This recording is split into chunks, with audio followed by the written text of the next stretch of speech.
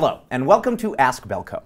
This month, we'll learn about smart spending and savings tips for the holiday shopping season. And joining us to talk about it is Melissa Duncan. She's personal finance coach from Empowered. Melissa, thanks for coming on the show. Thank you for having me. It's great to see you. We have had some guests from Empowered on the show before, but just for the folks at home who may not remember or aren't really familiar with you guys, do give us a little refresher. What is Empowered and what do you do? Empowered partners with Belco as personal financial coaches. Oh, okay. So Belco members, things like that, can come to Empowered and get what tips on how to manage debt, or what exactly are we talking about here? It's really client-centered around what their personal specific goals are, and then we help them as accountability partners to reach those goals.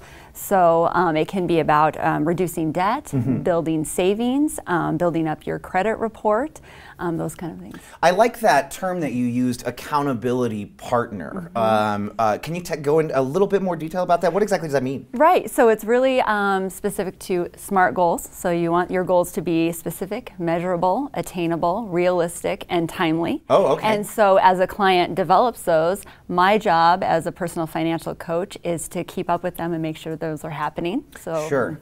Keep them accountable. Exactly. Accountability coach. That makes sense. Well, we're here to talk about the holiday shopping season today, which I cannot believe it's actually here, but it is. It's already time. It seems like it gets here every year. I feel like people have a tendency maybe to overspend during the holidays, and then that puts them in a bad position going into the new year, right? Because you're walking into the new year with even more debt. Right. So what are some ideas? What are some tips that you have for people to kind of, prevent that from happening maybe? Sure, really good question. So one of the best ways is to open a holiday spending account. You usually want to do that earlier in the year. Oh, that's a great idea. Right, right. So the idea is you know how much you want to spend for the holiday season.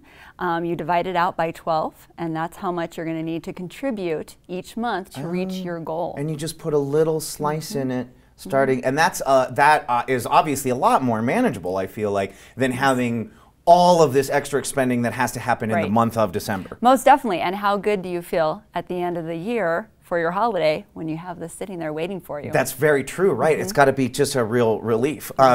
Okay, well, the holidays are already upon us, and I did not do that. Right. I'm going to next year now, but I didn't do that this year. So am I out of luck? What can I do? Not at all. Right now, you can create a spending plan, a budget. So first, you want to make a list of who you would like to buy for and how much for each individual or family. Check it twice, of course.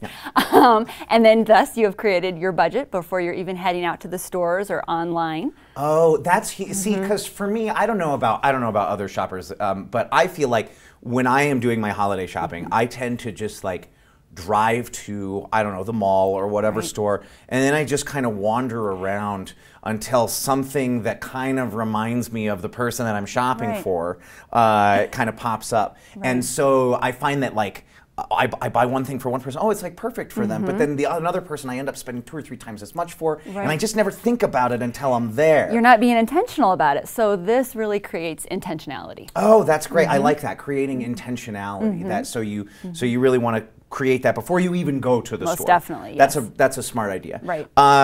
Well, families get bigger and bigger over time. I think even our viewers that maybe don't have kids, there's a good chance that they are shopping for nieces and nephews maybe that they weren't shopping for last year or something like that.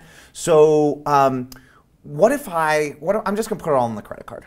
How about that? I'm just going to I'm going to take it all, I'm going to put it on the MasterCard, and I'll pay that later. Right. Is that a good idea? I would say with the idea that you said of going to the mall and kind of not having intentionality, it's really easy to use that credit card, get the Plastic Fantastic out. So my suggestion would be to use cash. It's very visual. You know how much you have, and also to pair that with tracking your expenses, right? So that it's going against what you had as your budget. And so you also might consider, instead of individual gifts, maybe family gifts. So maybe a few family members come together to get maybe a 4-person pass to a museum. Oh, yeah. Oh, that could be very, very fun. Or like, I think that I remember one year, I think all of me and my siblings, we pooled together. We bought my dad like a kayak.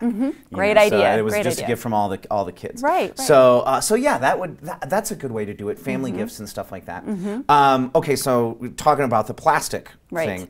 you know, gift cards. They're like, you know, they've almost become a meme, you know, of Christmas. And I gotta say, I actually like getting gift cards. Okay. I mean, you know, the gift cards are great. Sure. But I don't love to give them. I always feel like I'm being a little lazy with my, you know, intentionality, I guess, with my shopping. So what's a better option than a gift card? Well, you're not alone in that, first of all. But something you can really do is be creative and thoughtful with your gifts. That goes a long ways. A lot of people really appreciate it. In fact, most people really appreciate it. So some great examples of some thoughtful, creative gifts may be giving the gift of babysitting to a couple with young children. Yeah, absolutely. Time is a valuable commodity, especially with young children. Most definitely. Perhaps cleaning a friend's house who is super busy. Oh, you could do that. Interesting. Okay. Maybe spending time with an older relative for the day. And then maybe a last one would be gathering the family and friends to take an evening stroll around the neighborhood to take a look at the holiday lights. Look at the Christmas lights. Most that's definitely. Always lovely. Yes. Yeah, you can go and look at all the holiday lights. Yeah, that's great.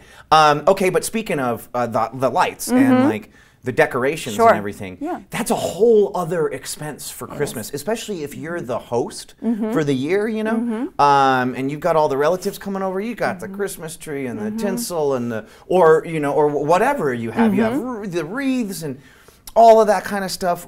You know, that's going to go into our financial budget as well. So how do we decorate without breaking that budget? Sure, it's kind of moving forward with the creativity again. You can always create your own decorations. However, you want to be really mindful because going to the craft store could end up being just as expensive as buying the decorations themselves. Yeah. So I would suggest creating your own separate budget for that. How much do you want to spend on those decorations? Outside of the gifts. Most so definitely. Gifts are one thing, and then we'll do the decorations. Yeah, and with both of them, the overlying is your household budget. You really want to make sure that you're financially comfortable with what you're spending on both of those mini budgets. That makes sense to me. I feel like you know, the holidays are just a crazy time, right? Everybody, you know, oftentimes there's travel involved. You know, there's all of the shopping, there's all the family stuff. Plus, we're trying to manage the normal stuff that we have to do the rest of the year as well. So it can get kind of chaotic. But I feel like overall, what I'm hearing here is that the best thing that you can do is have a plan. Am I right? Just have a plan in place. You are correct. Yes, it will relieve a lot of stress. Yeah. And at the end of the day, remembering the reason for the season, right? Right. It's spending quality time with family, friends, and our loved ones. That's exactly right. And all of this shopping and gifts and decorations really should kind of be in service of that, right? Exactly. In service of spending time with the people that exactly. you care about. Yes. Great. Any kind of final thoughts or last minute things that you want to share with us today? You know, I think that you kind of said it as far as like creating that plan and that intentionality, and really giving yourself a break that this is the reason for the season, is to be together. Absolutely. Melissa, thank you so much for coming on the show. Will you come back and see us again sometime? Most definitely. Well, wonderful. Well, thanks for seeing and happy holidays to you. Happy holidays to you. And thank you for tuning in. Next month, we are going to discuss ways to consolidate debt, which may be helpful after that holiday spending. We'll see you then.